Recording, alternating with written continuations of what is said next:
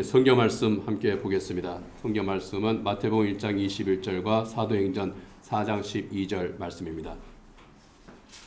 하나님께서 주신 말씀 함께 읽겠습니다. 마리아가 아들을 낳을 것이니 너는 그 이름을 예수라고 하여라. 그가 자기 백성을 그들의 죄에서 구원하실 것이다. 이 예수 밖에는 다른 아무에게도 구원은 없습니다.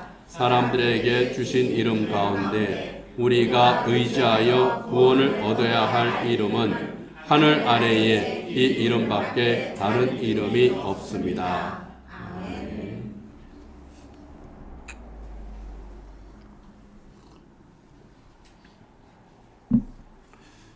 사도신경과 니케아 신경을 중심으로 해서 우리가 이제 살펴보는 우리의 신앙 고백 네 번째 시간입니다. 지난주까지 성부 하나님에 대한 신앙 고백을 우리가 생각했고요. 이제 오늘부터 몇 주 동안은 성자 예수 그리스도에 대한 신앙 고백을 우리가 살펴보겠습니다. 성자 예수 그리스도에 대한 신앙 고백은 나는 그의 유일하신 아들 우리 주 예수 그리스도를 믿습니다. 이 고백으로 시작됩니다. 이 신앙 고백을 통해서 우리의 신앙 고백을 새롭게 하고 또 주님과 동행하는 저 여러분 되기를 원합니다. 얼마 전에 대한항공이라고 하는 그 항공사에서 자기네 로고를 바꿨습니다. 그림에 보면은 비행기 두 대가 있는데 그 꼬리 부분에 보면은 로고가 바뀐 것을 알 수 있습니다. 하나는 우리에게 아주 익숙한 파란과 빨강이 들어있는 그 태극 문양입니다. 그리고 또 이제 새롭게 바뀐 것은 보면 제가 볼 때는 그 S자를 좀 이렇게 심하게 휘어서 그린 것처럼 그렇게 이제 보입니다. 근데 그것도 태극 문양을 이렇게 형상화한 거라고 그래요. 짙은 파란색 그런 무늬로 바꾼 거죠. 이렇게 이제 바꾼 이유는 대한항공이 이제 우리가 새 출발합니다. 그런 의미로 바꿨다고 그래요. 아시아나항공과 합병하면서 이제 우리는 새 출발을 합니다. 우리 높게 날아오르겠습니다. 그런 의미로 로고를 바꾸었다. 그렇게 이제 설명을 했습니다. 이렇게 로고를 바꾸는 이유는 또 기업이 로고를 만드는 이유는 자기 기업이 어떤 기업인지 그리고 거기에서 만드는 것들이 어떤 제품인지 그런 것들을 설명하는 그런 의미가 있다고 그럽니다. 말하자면은 그 기업의 상징과 같은 것이 기업의 로고입니다. 기업의 로고는 굉장히 많습니다. 기업마다 이 로고들을 다 가지고 있죠. 그림을 이제 다음에 넘겨보면은요, 우리는 저희 그림에 보면은 M자 크게 이렇게 그려져 있는 것을 보면은 우리는 무엇을 떠올립니까? 맥도날드 햄버거를 떠올립니다.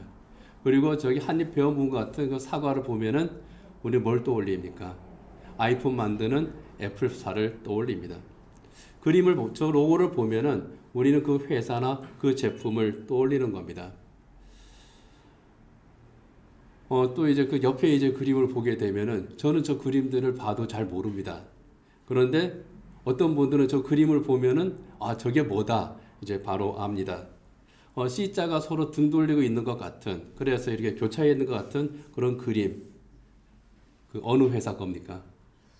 샤넬입니다. 그 옆에 거는 어디 겁니까? 예, 까르띠에가 맞습니다.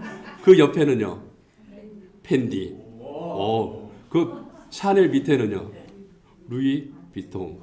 예, 저는 이거를 봐야 알 수 있습니다. 그 옆에 거는요 입생 로랑 그리고 그 옆에 거는요. 그 옆에 건 뭡니까? 저것도 유명 제품이랍니다. 겔랑이라고 하는 거라고 그러는데 저는 겔랑이 뭔지 모르겠지만 예, 겔랑도 아마 이런 거 패션 상품을 만드는 그런 회사인 것 같아요.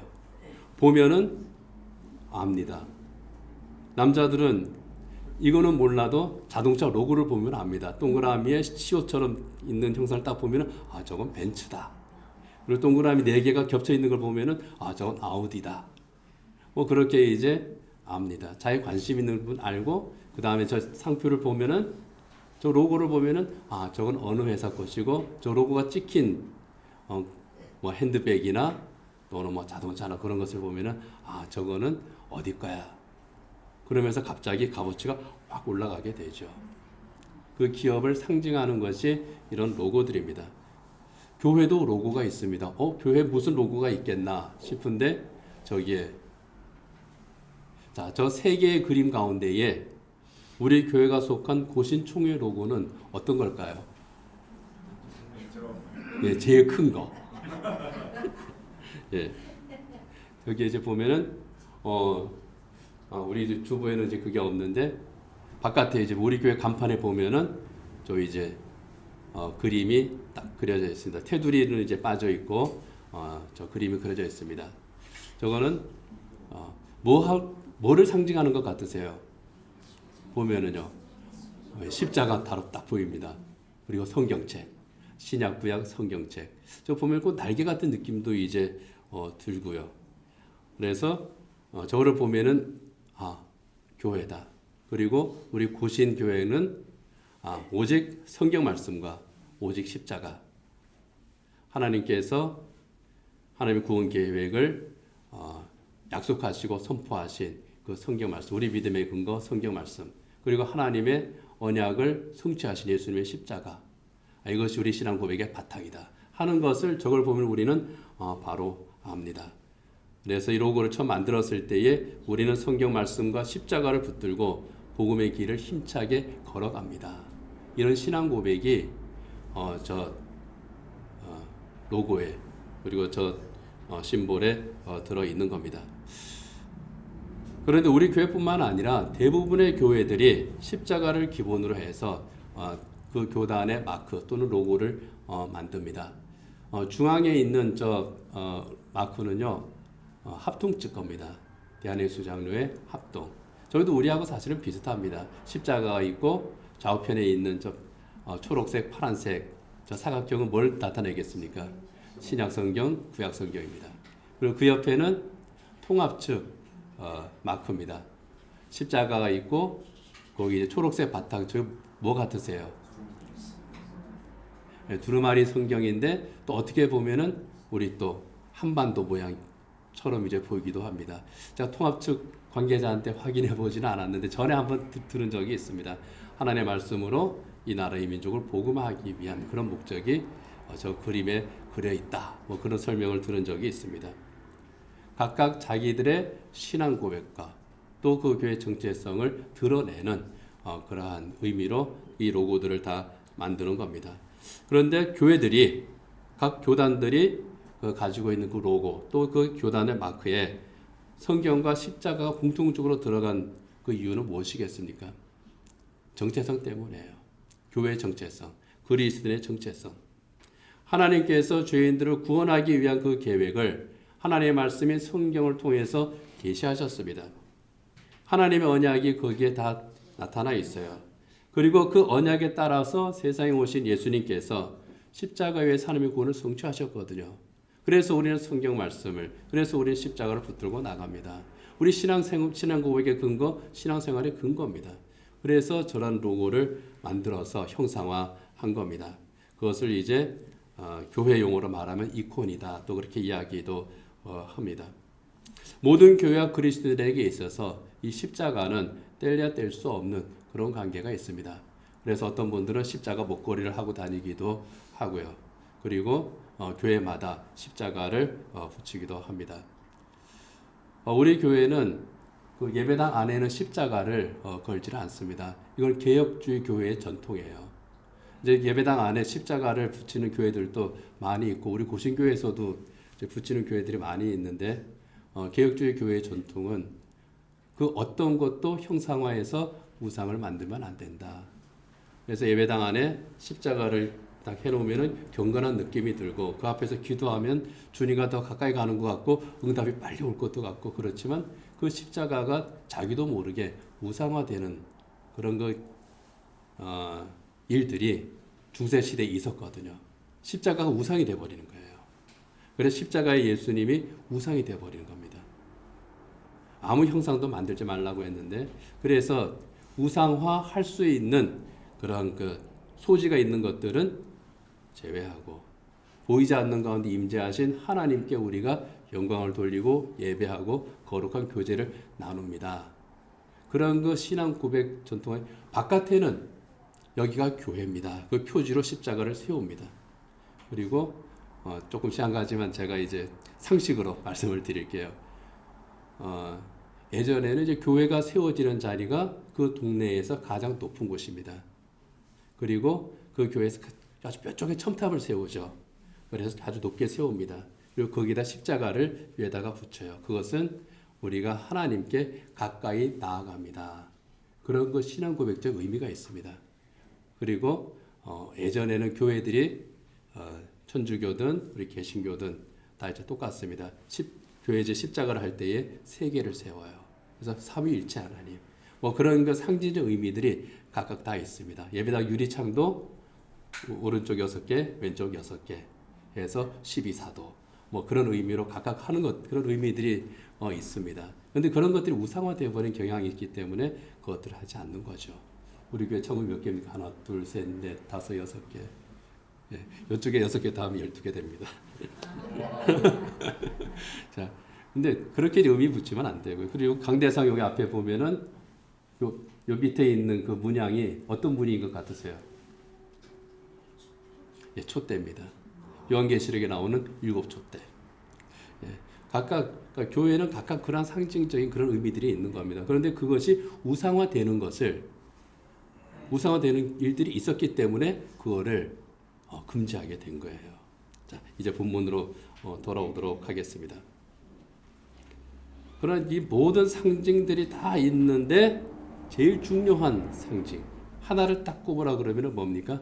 십자가입니다. 우리는 예수님의 십자가는 결코 포기할 수가 없는 거죠. 그래서 교회가 시작되었을 때부터 예수님의 제자들을 비롯한 초대교회 모든 성도들은 예수님의 십자가를 내 신앙 고백의 상징으로 삼았습니다. 십자가 예수님을 사랑했고 예수님의 십자가를 자랑했던 것이 초대교회 성도들이고 또 오늘 우리의 신앙 고백적인 그런 삶이기도 합니다. 이 신앙 고백을 사도 바울이 했죠. 갈라디아서 2장 20절 이 유명한 신앙 고백 같이 한번 읽어보도록 하겠습니다. 나는 그리스도와 함께 십자가에 못 박혔습니다. 이제 살고 있는 것은 내가 아닙니다. 그리스도께서 내 안에서 살고 계십니다. 내가 지금 육신 안에서 살고 있는 삶은 나를 사랑하셔서 나를 위하여 자기 몸을 내어주신 하나님의 아들을 믿는 믿음 안에서 살아가는 것입니다. 또 갈라디아서 6장 14절입니다. 같이 읽겠습니다. 그런데 내게는 우리 주 예수 그리스도의 십자가 밖에는 자랑할 것이 아무것도 없습니다.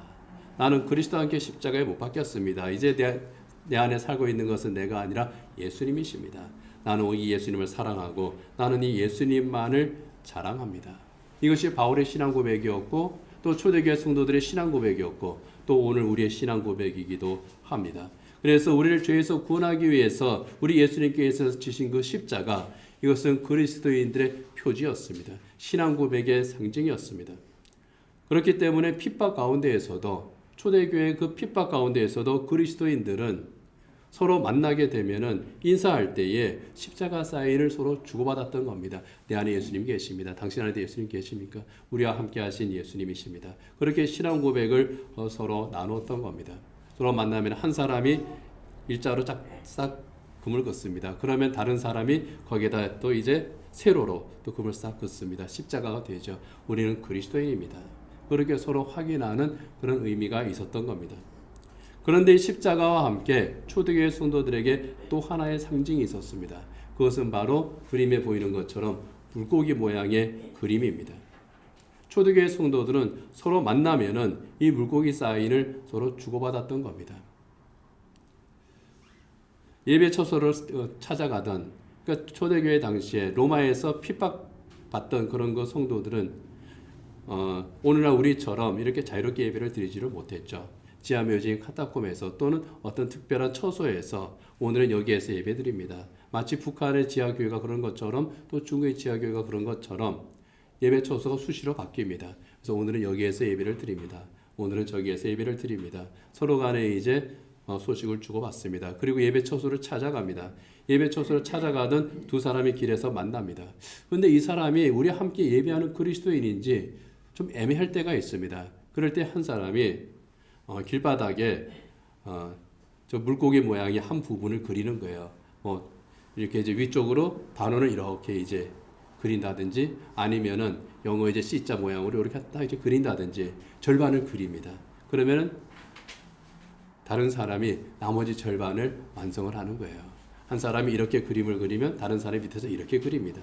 한 사람이 이렇게 그리면 다른 사람이 또 이제 나머지 물고기 모양을 이렇게 완성을 시키는 겁니다. 그러면은 나도 그리스도인, 당신도 그리스도인, 우리는 그리스도인입니다.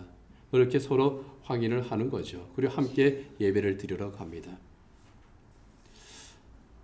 이들이 십자가와 함께 물고기 모양을 그렇게 이제 그렸던 데에는 이유가 있죠. 헬라어로 물고기를 익투스라고 합니다. 저 그림을 이렇게 이제 좀 글자가 작아가지고 잘 보이진 않겠습니다만 주보에는 이제 나와 있으니까요. 그걸 보시면 됩니다.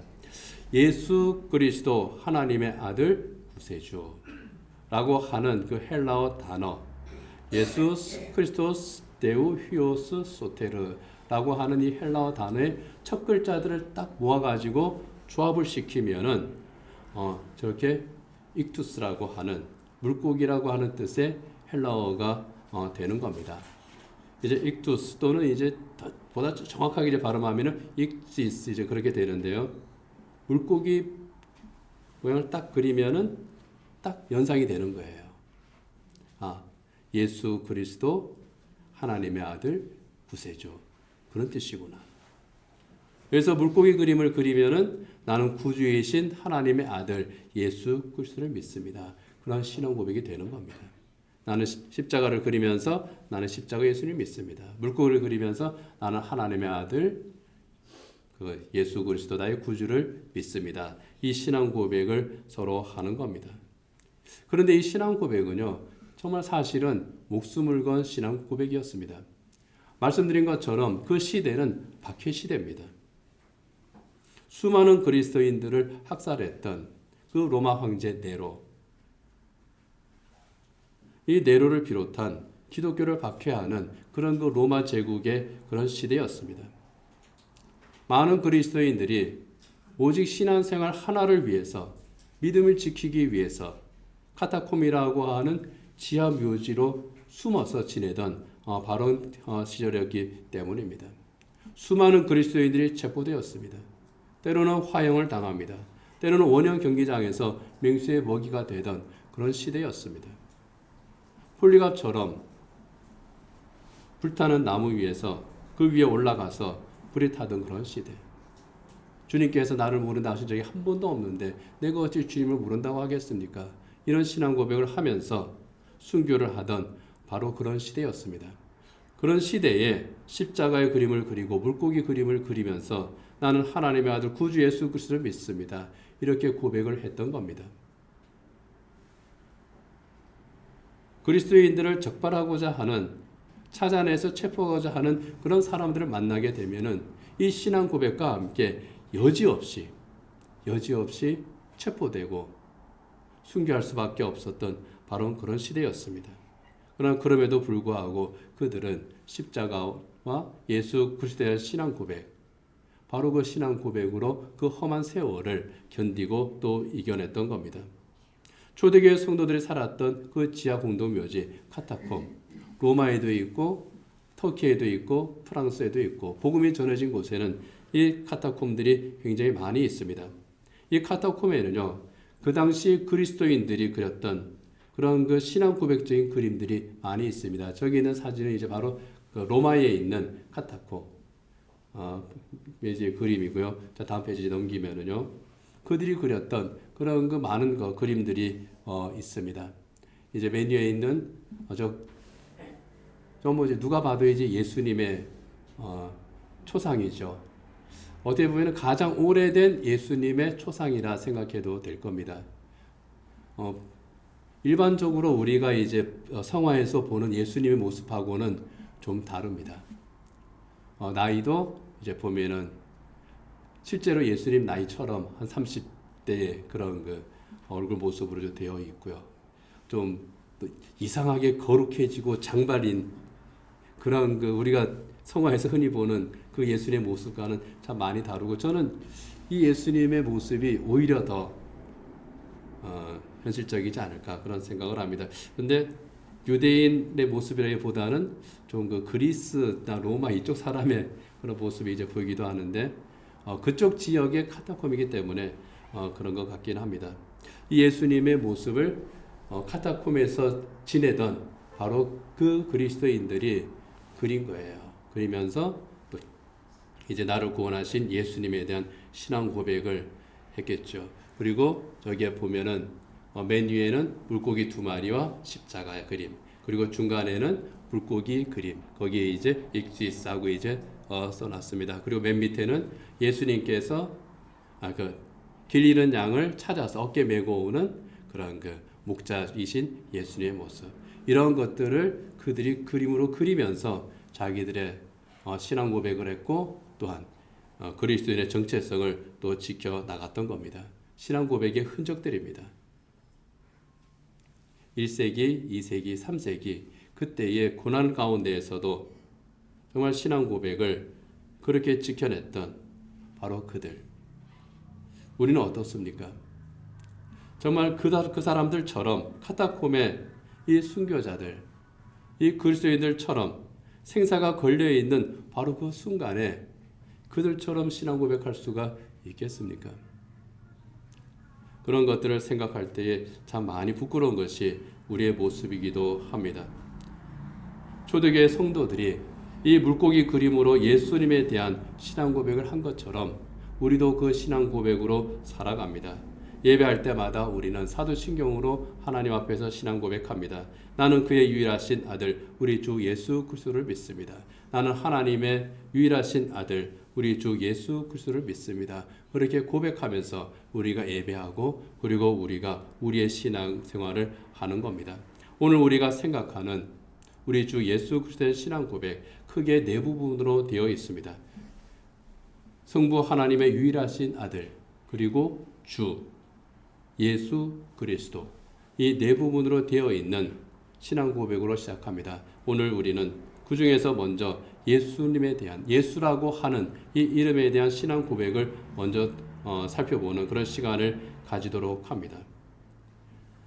하나님께서는 하나님의 외아들을 사람의 몸으로 이 세상에 보내실 때에 육신의 아버지 요셉을 천사를 통해서 찾아가셨죠. 그리고 요셉에게 말씀을 합니다. 아들을 낳으면 이름을 예수라고 지어라. 태어나기 전에 먼저 이름부터 지어주시는 겁니다. 마태복음 1장 21절 같이 읽겠습니다. 마리아가 아들을 낳을 것이니 너는 그 이름을 예수라고 하여라. 그가 자기 백성을 그들의 죄에서 구원하실 것이다. 우리의 구주이신 예수 그리스도, 이 예수 그리스도께서 이 세상에 오시기 전에, 아직도 태어나기도 전에 하나님께서 먼저 이름을 지으신 겁니다. 물론 우리도 아이가 태어나기 전에 어떤 이름을 지을 것인지 많은 고민을 하고 또 이제 이름을 먼저 짓기도 합니다. 요즘은 또 태명이라고 하는 것이 유행해가지고 태명을 짓고 그 다음에 태어나면은 또 정식 이름을 지어주기도 하죠. 이름을 지어줄 때에는 뭐 태명을 짓든 아니면은 정식 이름을 짓든 이 이름을 지어줄 때에는 어떤 마음으로 짓습니까? 대충 짓지 않습니다. 예전에는 뭐 조선시대나 또는 이제 외정시대만 해도 그냥 이름을 승일이, 승희, 승삼이, 승사 이런 식으로 첫째, 둘째, 셋째, 넷째, 그리고 이제 그만하자 그러면은 막녀 이제 그런 식으로 지은 적이 있지만 요즘 젊은 부모들은 자식의 이름을 함부로 짓지 않습니다. 생각을 하고 지어요.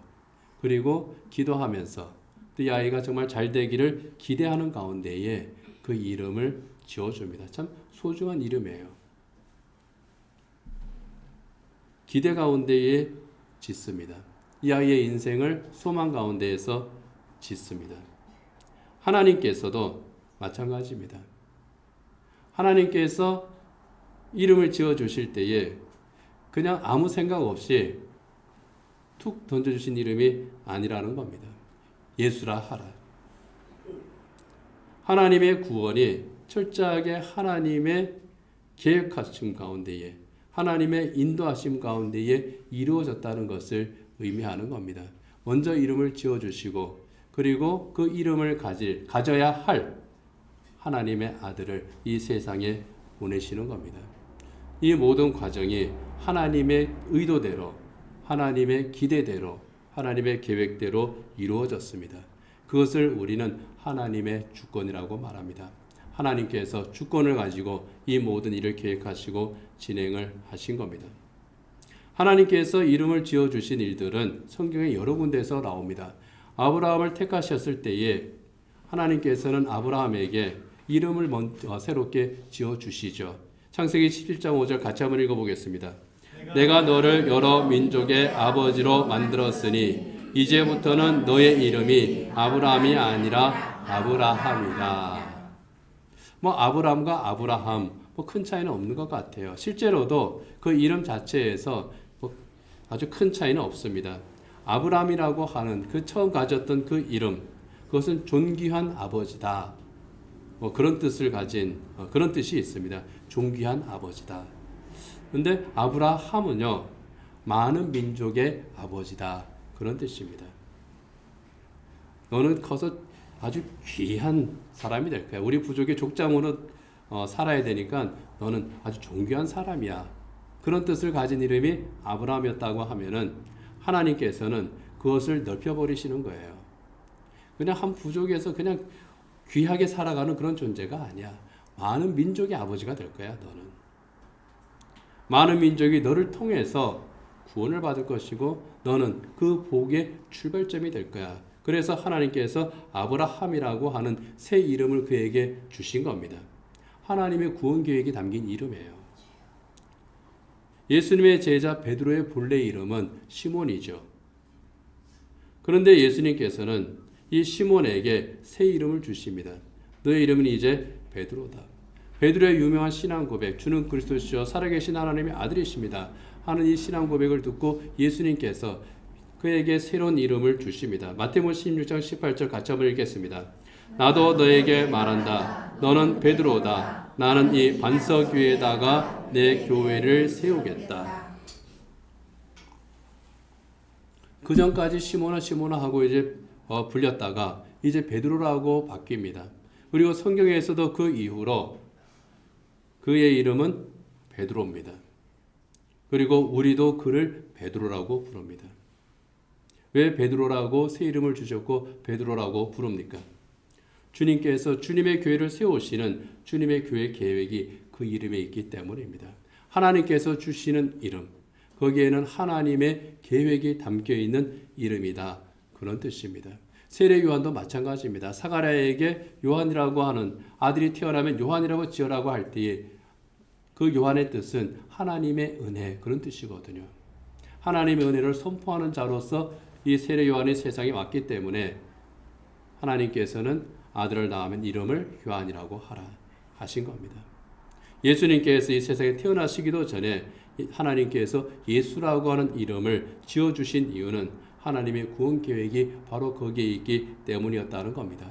이 예수라고 하는 이름의 뜻은요, 구원자다 하는 그런 뜻입니다. 그런데 이 예수라고 하는 이름은 유일한 이름은 아니었습니다. 성경에 보면은 이 비슷한 이름이 굉장히 많이 나옵니다. 구약 성경에 보면은 여호수아라고 하는 이름이 있습니다. 호세아라고 하는 이름이 있습니다. 또 예수아라고 하는 그런 이름들이 있습니다. 다 같은 뜻이에요. 이 여호수아는 여호와는 구원이시다. 그런 뜻입니다. 예수, 이것은 히브리식 이름을 헬라식으로 부른 그런 이름입니다. 그래서 예수라고 하는 이름과 여호수아라는 이름은 같은 뜻이고 같은 이름이고요. 그리고 그 뜻은 하나님은 구원이시다. 구원자로서의 사명을 가지고 예수님께서 이 세상에 오신 겁니다. 그렇다면 예수님께서 구원을 위해서 이 세상에 오셨는데 예수님의 구원은 그 전에 같은 뜻의 이름을 가졌던 사람들, 여호수아나 호세아나 이러한 사람들의 그 구원의 구원과 무엇이 다른 것인가 하는 겁니다. 다르지요. 마태복음 1장 21절 다시 한번 보도록 하겠습니다. 마리아가 아들을 낳을 것이니 너는 그 이름을 예수라고 하여라. 그가 자기 백성을 그들의 죄에서 구원하실 것이다.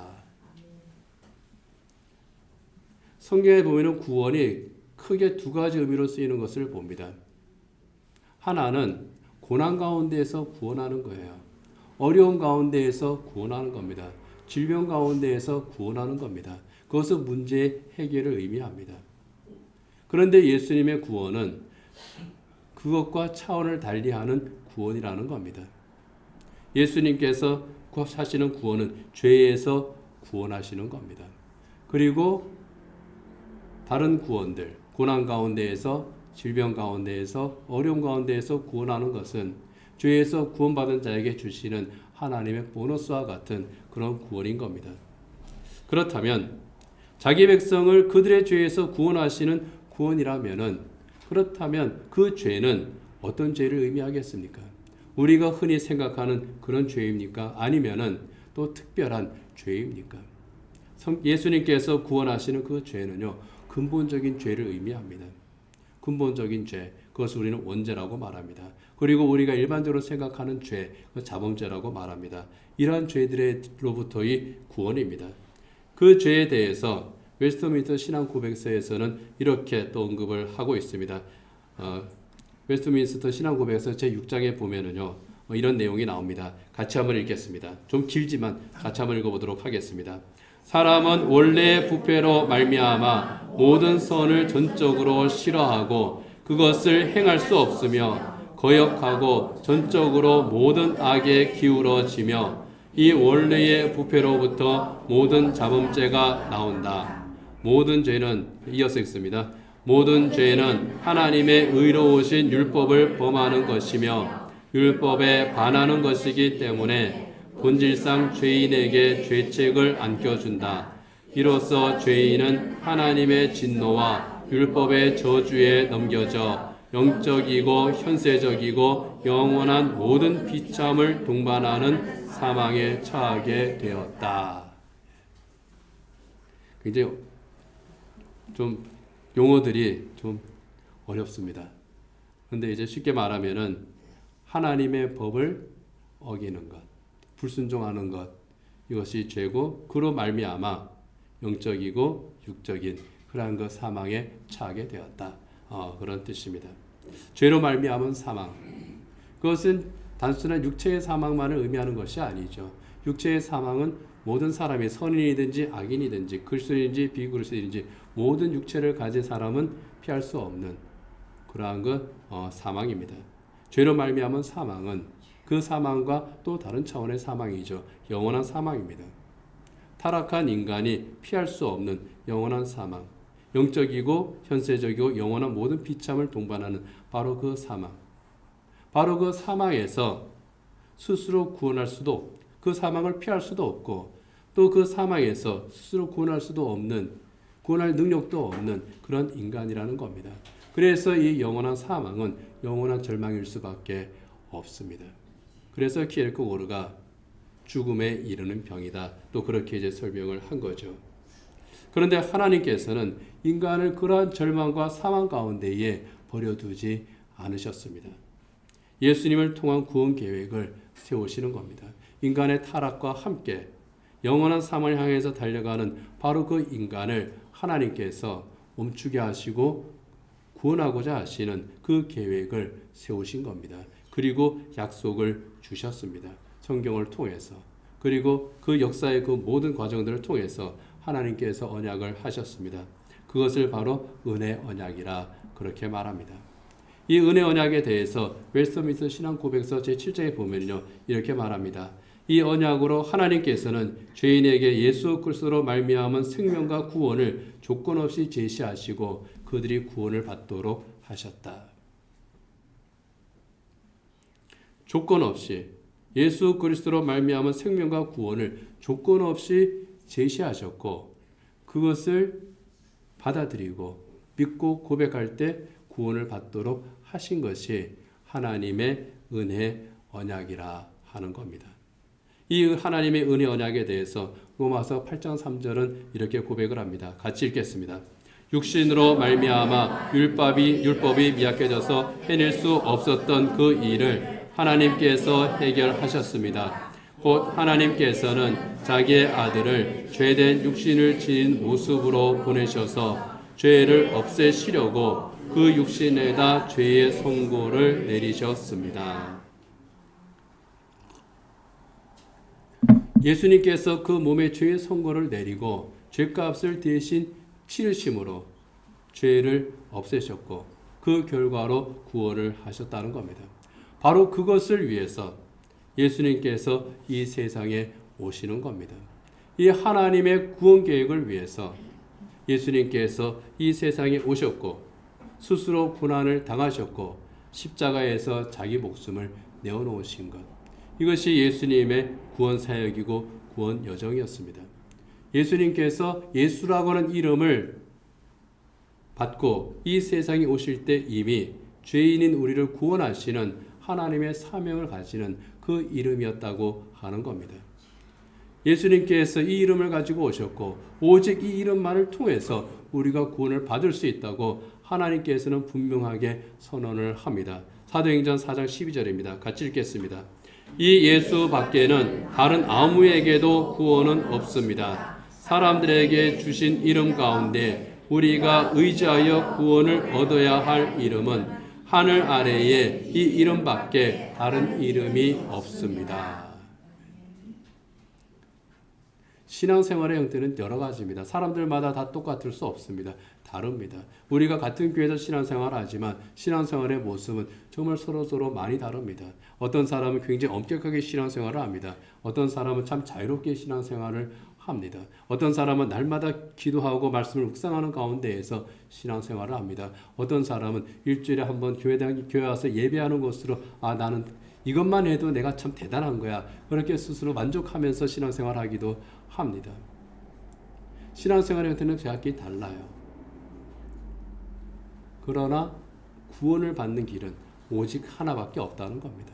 그의 성격이 다르고 그의 삶이 다르고 그의 신앙생활의 모습이 다르고 이해가 다르고 예배가 다르고 그 모든 것이 다 다를지라도 분명한 한 가지, 예수 그리스도를 통하지 않고는 구원받을 수 없다는 겁니다. 예수 그리스도에 대한 신앙 고백이 없이는 그 누구도 구원을 받을 수 없다는 겁니다. 그가 아무리 선하게 산다고 할지라도 구원을 받을 수는 없는 겁니다. 왜요? 하늘 아래에 이 이름밖에 구원을 얻을 다른 이름을 하나님께서 주시지 않았다는 겁니다. 어떤 사람들은 그런 이야기를 합니다. 자, 에베레스트 산을 올라가기 위해서는 한 가지 길만 있는 것이 아니다. 다른 여러 가지 길들이 많이 있다. 동쪽에서 올라갈 수도 있고 서쪽에서 올라갈 수도 있고 남쪽에서 올라갈 수도 있고 북쪽에서 올라갈 수도 있고 넓은 길로 올라갈 수도 있고 좁은 길로도 올라갈 수 있고 올라갈 수 있는 길은 굉장히 많지 않느냐. 그리고 모두 정상에서 만나지 않느냐. 구원도 그와 같다. 꼭 예수를 통해서만 구원을 받을 수 있는 것은 아니다. 그렇게 우기는 사람들이 있습니다. 맞는 말이에요. 에베레스트 산을 올라가는 방법은 굉장히 많습니다. 100군데 올라가는 방법도 굉장히 많습니다. 아카데미 하우스를 통해서 올라갈 수도 있고 우이동 도선사를 통해서 올라갈 수도 있고 구파바를 통해서 올라갈 수도 있고 정릉을 통해서 올라갈 수도 있고 굉장히 많은 길들이 있습니다. 그러나 마지막 정상으로 올라갈 때는요, 딱 하나의 길인 겁니다. 천국으로 들어가는 문은, 하나님 나라로 들어가는 문은 딱 하나인 겁니다. 넓은 문이 아니라 예수님께서는 그것을 좁은 문이라고 하셨습니다. 예수님의 십자가를 통해서만 마지막 골인점에 들어갈 수가 있는 겁니다. 그렇기 때문에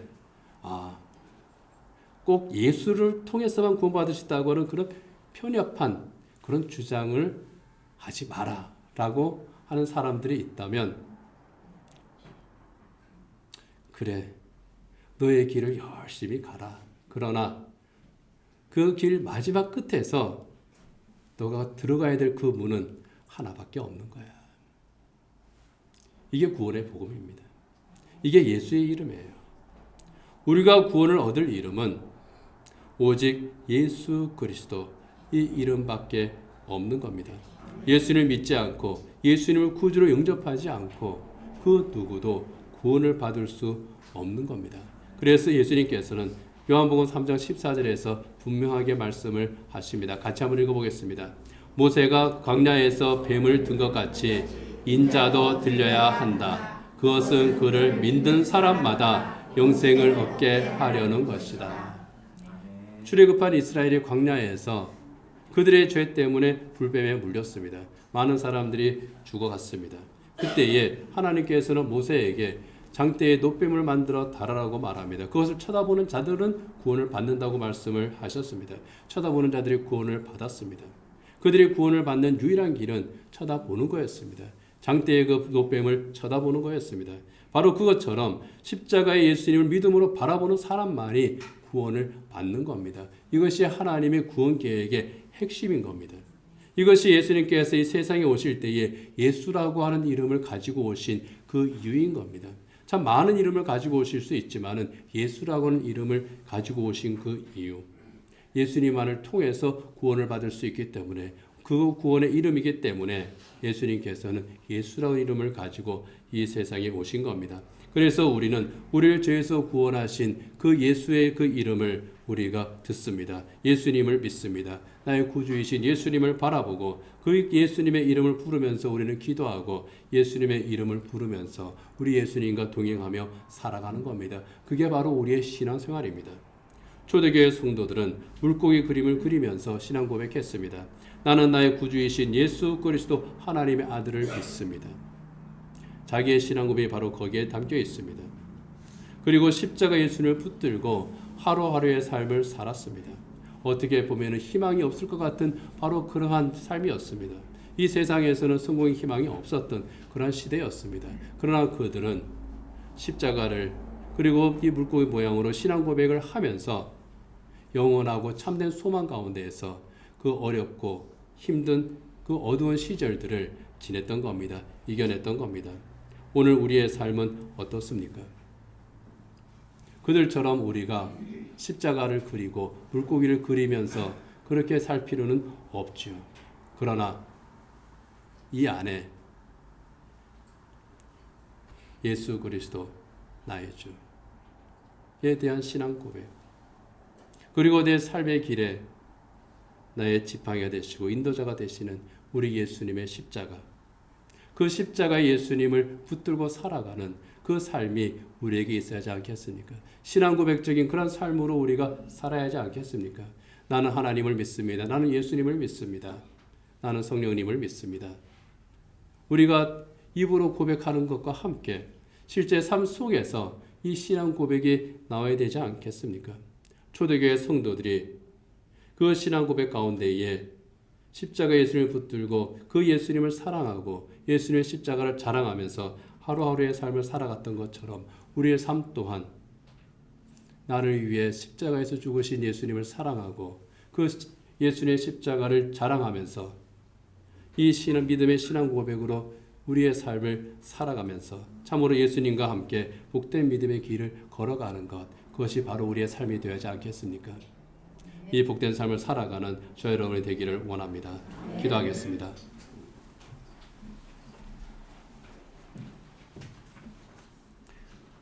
하나님의 유일하신 아들